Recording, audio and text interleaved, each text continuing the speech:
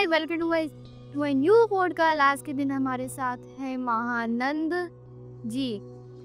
मेरा नाम है अर्नब पांडे। आप लोग देख रहे हैं न्यू पॉडकास्ट। अच्छा दिए हम पूछते हैं कुछ महानंद जी के साथ बहुत सारे क्वेश्चन पूछ रहे हैं, आंसर देंगे। तो महानंद जी आप अपने बारे में बताइए।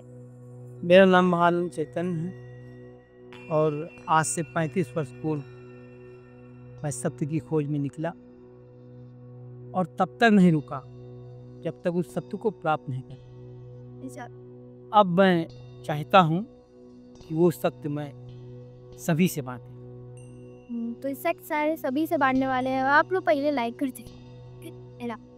मेरा पहला क्वेश्चन है कि आत्मा क्यों होती है?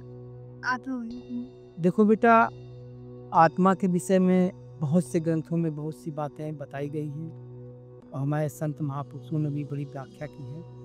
अगर इसे सरल शब्दों में समझा जाए तो जो चीज़ अपने आप है, जिसे किसी ने पैदा नहीं किया, और जो जड़ चेतन यत्र तत्र सर्वत्र सब में संयम रूप सम्यक रूप से व्याप्त है, यानी ओतप्रोत है, वो आत्मा है जिसे न कभी मारा जा सकता है, न काटा जा सकता है, न जलाया जा सकता है, जिसका कुछ किया नहीं जा सकता है, जो अजर है, अमर है और सब में व्याप्त है, जिसे किसी ने पैदा नहीं किया, जो अपने आप है, वो आत्मा है। आप है आप, ना कोई माई ना कोई बाप, उनको आत्मा कहते हैं। वो आत्मा है।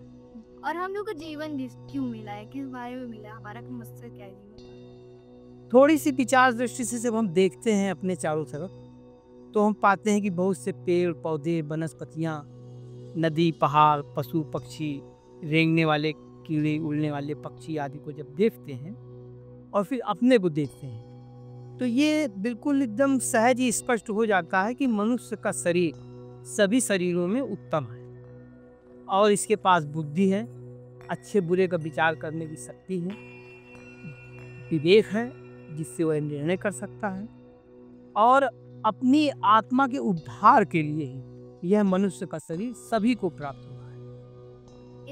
जब मनुष्य का शरीर जाता है, लेकिन मनुष्य अपने आप को इतना बड़ा क्यों समझता है कि जैसे वो एकदम महान है, सबसे महान है? वो क्यों समझता है इंसान? ये जो अहंकार की भावना है, ये जीव की भावना है जो कि अज्ञान और अविद्या से उत्पन्न होती है। जब हमारा ज्ञान पूर्ण नहीं होता है, हमको वह सद्विद्या नहीं प्राप्त होती है, कि अहंकार रूपी रोग जो है हमें लग जाता है और हम ऐसा समझने लगते हैं कि हम ही दुनिया में सबसे बड़े हैं और हमारे द्वारा ही दुनिया चल रही है, जबकि ऐसा कुछ भी नहीं है। ये मिथ्या अहंकार है। तो मेरा बहुत देर से क्वेश्चन था जो मैं आपसे पूछना चाहूँगा, इंसान जानवर को मारते ही क्यों है? मारते ही क्यों है? अगर नहीं मारेंगे तो होगा क्या? हाँ, देखिए, जो प्रकृति है वो अपना संतुलन स्वयं बनाती है और ये स्वयं सब उत्पन्न भी हुआ है अपने आप। इसे किसी ने बनाया नहीं है, कोई व्यक्ति नहीं है जिसने बनाया है, क्योंकि अगर हम ये मान लेते हैं कि कोई व्यक्ति इसको बनाया है तो फिर प्रश्न उठता है कि उस व्यक्ति को किसने बनाया।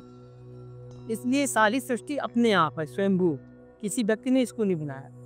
और जो है विकास की एक प्रक्रिया है, उसके माध्यम से ये बढ़ रही है। आपने पूछा कि हम जानवरों को ना मारे तो उनका क्या होगा। देखो, प्रकृति में एक नियम आता है कि जीव जीवस्य भोजनम, एक जीव दूसरे जीव का भोजन है, और हम ये देखते भी हैं। तो प्रकृति स्वयं अपने आप में संतुलन बनाती है। ये हमारा सोचना है कि हम इस जानवर को नहीं मारेंगे तो ये बढ़ जाएगा, ऐसा नहीं है। प्रकृति स्वयं अपना संतुलन बनाती है। संतुलन तो आया है, मनुष्यों ने बिगाड़ दिया है, पूरे पर्यावरण को बिगाड़ दिया है। आज मानव जीवन बहुत खतरे में है। आने वाला समय बड़ा विकट है और वो विकट समय भी बड़ा निकट है, बहुत दूर नहीं है। और एक चीज हम भूल जाएंगे कि हमेशा की तरह की जो इंसान होता है वो अगर जानवर को मारे ही ना, मार के क्यों ना खाए, मतलब कि इंसान जब जानवर बहुत ज्यादा बढ़ जाएंगे तो जानवर इंसानों को खाने लगेंगे क्या? प्रकृति की एक ऐसी व्यवस्था है जो वह समय समय पर समायोजन करती रहती है। कोई भी ऐसा जीव नहीं है जो अत्यधिक बढ़ जाएगा और वो समस्या उत्पन्न करेगा। बहुत सी ऐसी सूचनाएं हम लोगों के पास हैं। किसी काल में चीन ने गौरैया नामक जो चिड़िया होती है उसको नष्ट कर दिया, और उसके नष्ट होने से उसके देश का संतुलन पूरा बिगड़ गया। मनुष्य को यह सोचना चाहिए कि हमारे जिंदा रहने के लिए सभी जीवों का होना बहुत ही आवश्यक, तभी संतुलन बनता है। और एक चीज, इंसान शादी क्यों करता है? देखो, ये एक सामाजिक परंपरा है। शादी समाज को व्यवस्थित रखने के लिए और मानव जाति को आगे बढ़ाने के लिए। अगर हम विवाह नहीं करेंगे तो संतान उत्पन्न नहीं होगी, संतान नहीं उत्पन्न होगी तो आगे कार्य कैसे होगा। ये तो वह चक्र है जो अनवरत चलता रहता है, कभी रुकता नहीं है। और विवाह एक आदर्श व्यवस्था है, इसलिए विवाह जो है वो समाज के लिए आवश्यक है। और जो सारे भगवान होते हैं, जैसे कि कई भी धर्म के भगवान हैं, मुस्लिम धर्म के, क्रिश्चियन धर्म के, हिंदू धर्म के, उनमें से सबसे ज्यादा जो वो है सबसे बड़े भगवान किनको माना जाता है? देखो, सबसे पहले तो हमें भगवान, ईश्वर और परमात्मा, इन तीनों के भेद को समझ लेना चाहिए। भगवान अलग चीज है और ईश्वर अलग और परमात्मा अलग। आपने कहा ये भगवान कौन इनमें सबसे बड़े हैं, ये पूछ रहे हैं। कोई भगवान बड़ा छोटा नहीं होता, भगवान भगवान होता है। भगवान के अंदर 6 गुण पाए जाते हैं: ज्ञान, विज्ञान, वैराग्य, धर्म, श्री और विजय। ये 6 लक्षण जिस मनुष्य के अंदर एक साथ पाए जाते हैं वो भगवान होता है, ठीक है। और जैसे राम भगवान, कृष्ण भगवान, तो इन्होंने धरती पर आकर के अपनी भगवत्ता को साबित किया अपने कर्म के द्वारा, अपने विचारों के द्वारा, अपने त्याग के द्वारा। और इतना प्रभाव हमारे ऊपर डाला कि आज भी हम इनको पूछते हैं, इनको अपना आदर्श मानते हैं, ये हमारे पूर्वज हैं, है ना। तो बड़ा छोटे की बात नहीं है। जिस काल में, जिस समय जितने अंशों में धर्म ग्लानि होती है, उतने ही अंशों में कोई न कोई महापुरुष उस स्थान पर आता है और अपने कर्म, भाव, स्वभाव और ज्ञान से उस धर्म ग्लानि को दूर करता है। ये प्रकृति का नियम है। तो हमें एक और क्वेश्चन है कि हम लोग जब हमारे पास, जब अखंड भारत था हमारा, तब अटैक हुआ था जो हमारे वो ब्रिटेन के एम्पायर की ओर से, तो हम लोग उस समय अटैक को लड़े क्यों नहीं थे, उस अटैक से भागे क्यों? देखो, एक होता है चैतन्य ज्ञान। चैतन्य ज्ञान का मतलब है कि देश काल परिस्थिति के अनुसार निर्णय लेना। एक होता है धर्म भीरू ज्ञान, यानी हमने पढ़ लिया भगवान ही सब कुछ करते हैं, जो करेंगे वही होगा, सब अच्छा हो रहा है, चिंता करने की कोई बात नहीं है, क्या लाए थे, क्या ले जाओगे। ये सब जो व्यर्थ की बातें हैं, ये हमें कायर बनाती हैं, हमारे अंदर पुरुषार्थ की कमी करती हैं। और शब्द ज्ञान तो इस देश को बहुत था, आज भी है, किंतु तत्व ज्ञान और आत्मज्ञान में अभी भी बहुत पीछे है। यही कारण है कि हमारे यहाँ धार्मिकता तो बहुत दिखती है, लेकिन जीवनोपयोगी विकास बहुत कम दिखता है। दोस्त का मतलब क्या होता है भाई?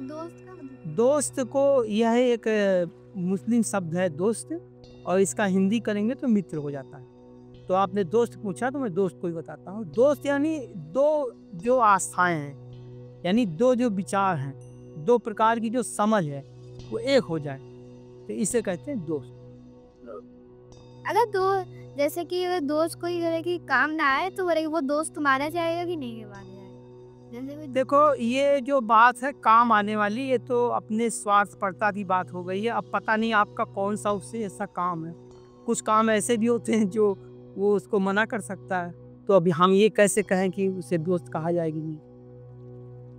जैसे कि कोई इंसान, अगर जैसे कृष्ण जी के जो दोस्त थे, अगर वैसा कोई इंसान अगर हमारे दोस्त हो तो उसके ऊपर फायदा हमारा होगा कि नहीं होगा? नहीं, ये बड़े सौभाग्य की बात होगी और फायदा निश्चित ही होगा, इसमें कोई दो राय नहीं। कृष्ण जैसा दोस्त जिसे प्राप्त हो जाए, ये तो हजारों लाखों जन्मों के पूर्ण उदय हो गए।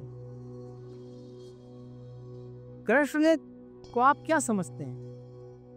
कृष्ण पाखंडी नहीं है, कृष्ण अंधविश्वासी नहीं है, कृष्ण चैतन्य ज्ञान के परिपूर्ण स्वरूप है। जब जिस काल में, जिस घड़ी में, जिस निर्णय की आवश्यकता हुई, आत्मविश्वास से परिपूर्ण होकर उन्होंने वो निर्णय लिया और उसे सिद्ध किया। वो जो हमारे महादेव है उनके पूरे नाम का मतलब क्या होता है? महादेव नाम का मतलब क्या होता देखिए ऐसा होता है, महाशब्द जहाँ भी लग जाता है वहाँ हमें विराट का दर्शन करना चाहिए। ठीक है, महादेव एक ऐसी चेतना, एक ऐसी शक्ति की संज्ञा है जिन्होंने सबको अपनी शरण में लिया। जो भी वहाँ गया किसी को निराश नहीं किया, इसीलिए सब देव रहे वो महादेव हो गए। हाँ, तो पहले इंसान जो हमारे भगवान ने बनाए थे तो उनको हम लोग मरे की मान सके कि वो हमारे दुनिया के अंदर पहले इंसान जो थे हम सबके मरे के पापा माने जाएंगे। बिल्कुल मानना ही चाहिए। अगर वो पापा माने जाएंगे तो वैसे सारी लड़कियां और औरतें हमारे सारे भाई बहन हुए। नहीं, ये इलॉजिकल प्रश्न है आपका जो है, और इसका कोई मतलब नहीं है ना, ये इसका कोई मतलब नहीं। और कोई बात पूछिए, अध्यात्म से संबंधित बात पूछिए। ये जो लड़का लड़की वाली बात में थोड़ा हमें अनुभव कहाँ जो है, ज्यादा अनुभव बता नहीं पा। आजकल जो लोग आए हैं वो अलग बाबा बन के आ रहे हैं कि नकली ढोंग बने की ढोंगी बाबा जैसे बन के नहीं आते कुछ लोग, तो उन लोग के बारे में उन लोग को इसे नर्क मिलेगा, स्वर्ग मिलेगा। मैं भगवान द्वारा झूठी बातें बता कर लोगों को उकसाते हैं। देखो बेटा, तीन बातें एकदम स्पष्ट है। एक, ईश्वर की सत्ता, पुनर्जन्म और कर्मफल। वो पंडित जी हों, बाबा जी हों, स्वामी जी हों, कोई भी हो, सभी के लिए कुदरत का कानून एक जैसा। और ये युग का प्रभाव है कि आज मैं देख रहा हूँ कि जो परसेंटेज है वो नकली लोगों का ही ज़्यादा है, चाहे वो पंडित हों या वो बाबा हों, कोई भी हो। और इनके इतने भ्रष्ट आचरण हैं कि जो आस्था का विषय था वो अनास्था में बदलता जा रहा, जो विश्वास का विषय था वो अविश्वास में बदलता जा रहा, निष्ठा अनिष्ठा में बदलती जा रही। इस पर अवश्य विचार करना हो। इसीलिए हमारे यहाँ कहा गया है कि पूजत भेष न होत निबाहु, काल इने में जिम रावण राव। भेष न देखिए साधु का, पूछ लीजिए ज्ञान। मोल करो तलवार का, उधर ही रहने दो म्यान। क्योंकि भवसागर से पार ज्ञान ले जाएगा और युद्ध में विजय तलवार दिलाएगी। म्यान कितनी भी सुंदर हो, कोई मायने नहीं उसका। जब महाभारत हुई थी वो मतलब कि क्यों हो गई थी, मतलब कि क्या रीजन? जब कोई व्यक्ति अनाधिकारिक चेष्टा करता है तो उसे पशु वृत्ति कहते हैं। अपने अधिकार में रहना तो धर्म है, दूसरे के अधिकार का अतिक्रमण करना अधर्म है।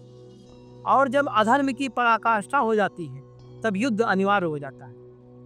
इंसान घमंडी क्यों होता है? इसका उत्तर वहाँ को दे चुके। हाँ, प्रेमानंद जो महाराज हैं उनके ऊपर आजकल वो फेक एलिगेशन लगाए जा रहे हैं, वो सब असलियत है?